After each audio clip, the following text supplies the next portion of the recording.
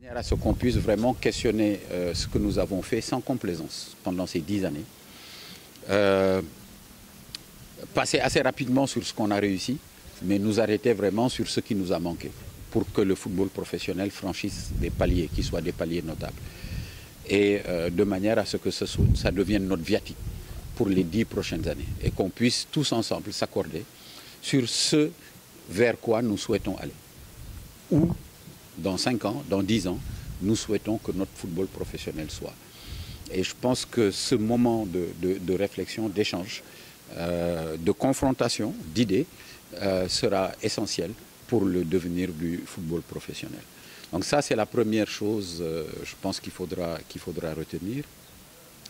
La deuxième, et je me plais à le souligner, à le magnifier, c'est la mise en place d'un championnat U17. Même si cela a provoqué quelques vagues à gauche et à droite, je pense que comme on dit,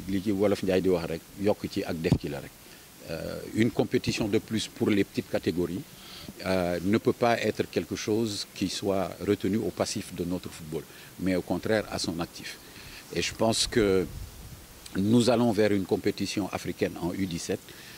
Il est particulièrement avisé, effectivement, qu'au niveau professionnel, nous ayons une compétition U17 qui soit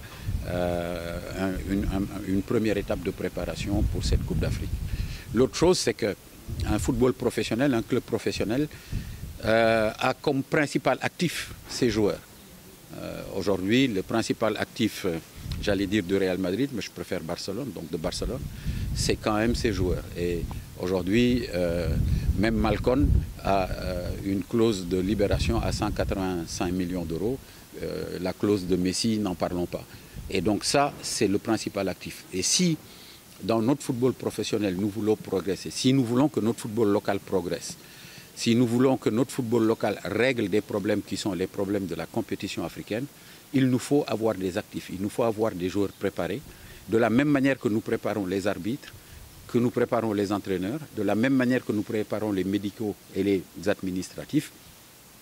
Si tout ça est bien et que nous n'avons pas de joueurs, nous n'irons effectivement nulle part. Et donc, cette compétition U17 qui, dans 2 ans, devrait aboutir à une compétition U19, va compléter les différents étages de la formation qui nous ont manqué ces 10 dernières années et qui seront l'avenir du football professionnel. Donc, je voulais dire quand même que l'autre élément, c'est que notre football professionnel a vécu 2 années difficiles au plan financier et matériel parce que nous n'avions pas effectivement de partenaires.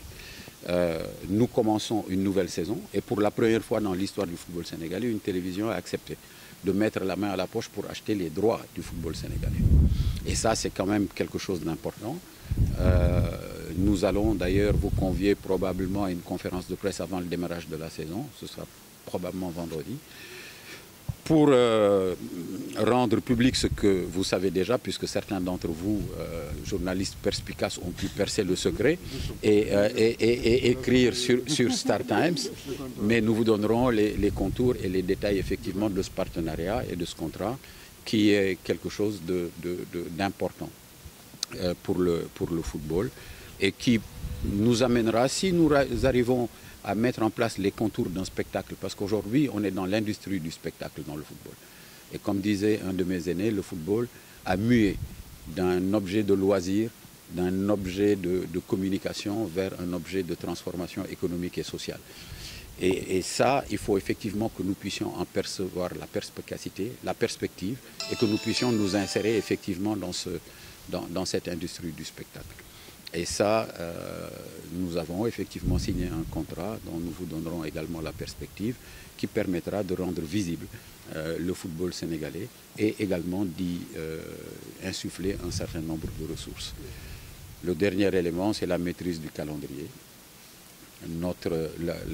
La Coupe de la Ligue qui sera jouée cette année, mais avec la Coupe de la Ligue,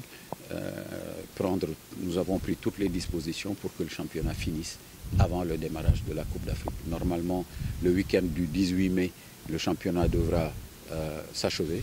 La finale de la Coupe de la Ligue devrait avoir lieu le 25 mai cette année, de manière à ce que la saison de la Ligue professionnelle soit terminée et qu'on puisse s'acheminer vers la Coupe d'Afrique des Nations. Écoutez, vous savez, un championnat est quelque chose qui implique tout le monde.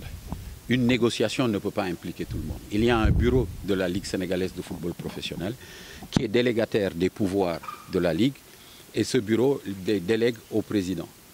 Il y a un certain nombre de négociations et d'initiatives qui sont prises. Je pense que quand elles sont positives, il faut savoir les saluer et rester sportif. Comme je disais tout à l'heure, yokk ci ak def ci la buñ ci yokkee nag kenn mënul ñaxtu naan liñ ma jox dafa bare wala liñ ma jox moo ëpp li ma yore woon. Donc on ne peut pas négocier effectivement dans une assemblée générale et sur la place publique. Maintenant, ces négociations ont abouti.